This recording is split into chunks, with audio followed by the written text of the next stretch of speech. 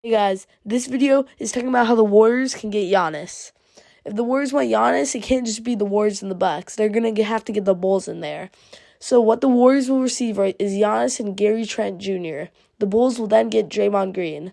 Now what the Warriors will trade to the Bucks will be Jonathan Kuminga, Buddy Hield, and some unprotected first-round picks. Now, we've covered the Warriors as a facilitator. Now we'll cover them as the actual acquiring team. Everything we've covered above applies. Future Warriors picks are immensely valuable because of how old the roster is. Kuminga should appeal to the Bucks, so this is mostly a straightforward deal from Milwaukee's end. They get Kuminga and full control over Golden State's next 7 drafts, aside from the most not especially valuable portion of their 2030 first-round picks that goes to Washington.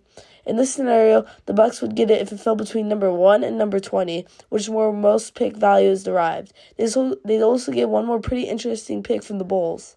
Why Chicago, you ask? Well, Golden State has to match money on Antetokounmpo somehow. There are 2 ways to do it. The first would involve Jimmy Butler, who is conveniently a dollar-for-dollar match for Giannis. The trouble here is that the Bucks wouldn't want Butler, and neither would many other teams. Everyone saw what a headache he was for the Heat last year. He can really only play for teams he actually wants to join, and there aren't not that many of them. Most contenders lack the money or need for Butler. It just doesn't seem feasible that he gets moved again. So that leaves door number 2, Kuminga, a mid-sized salary, in this case Hield, and Draymond Green. Parting ways with team icon would sting, but they already split from Klay Thompson. If the Warriors are committed to getting Steph Curry his 5th championship, it's a sacrifice they'll be willing to make. Finding a green suitor would be easier than a Butler taker because of the smaller salary. There are plenty of teams that could use front court help defensively. Would Boston consider swapping Simmons' expiring contract and a pick for Green? Probably not, considering their devotion to shooting, but that's an option here. What about the Bulls, who are reportedly in search of their version of Pascal Siakam in their quest to copy the Pacers? Green isn't the scorer Siakam is, but he could have a similar impact on Chicago's underwhelming defense. He'd also be a valuable young mentor to a young roster, and with Nikola at center, the Bulls could probably get away with a weaker shooter at power forward.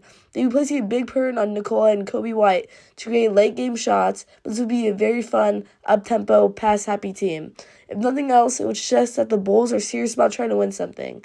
Considering the cost will only be this year's first-round pick, with a top 4 protection no less, Chicago's perpetually depressed fan base get probably behind that idea.